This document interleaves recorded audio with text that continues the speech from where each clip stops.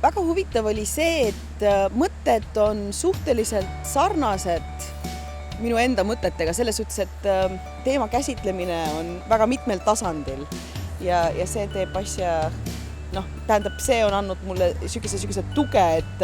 et ei ole ainult ühte viisi või ühte moodi vaja asjaga tegeleda, vaid on igasuguseid muid variante ka olemas. Pagulaste teemal oli kohe selge see, et selline üldine hoiak on eestlasel minu meelest ikkagi täiesti mõistlik, kuna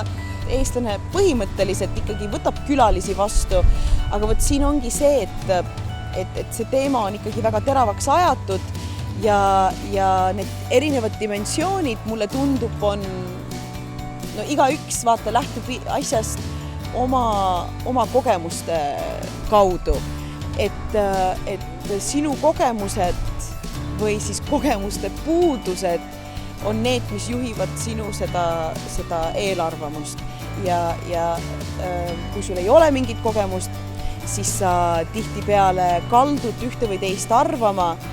oleneb ka sellest, et mis seltskonnast sa oled, et siuke üldine hirm on olemas, et keegi ei saa öelda, et nii, et asi läheb väga hästi, on ju. Et tore on tegelikult ka kuulda, et mis on need asjad, need murepunktid, need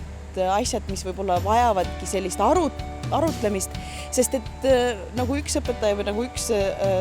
osaleja ütles väga hästi, et tal oligi vaja need mitu kuud seda teemat nämmutada läbi tuttavatega ja kõikidega, sest et tal endal olid väga tõsised hirmud ja peale kõike seda nämmutamist on jõudnud ka mingisugusele arusaamisele, et ega seal vist väga midagi nii hullu tegelikult ei ole. Väga hästi keegi ütles, et just seda väärtuste inventuuri on meil kõigil vaja.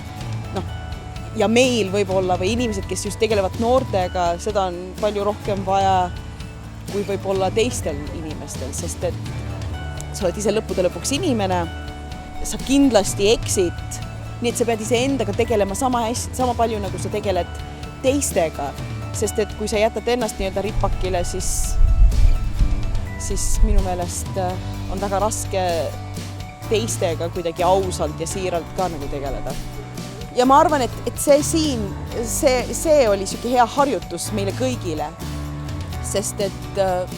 ilmselgelt ma olen kindel, et need arvamused seal on ka väga erinevad seal toas ja siis on tore näha, et inimesed ikkagi suudavad ka koos neid teemasid arutada ilma, et see väga isiklikuks läheks.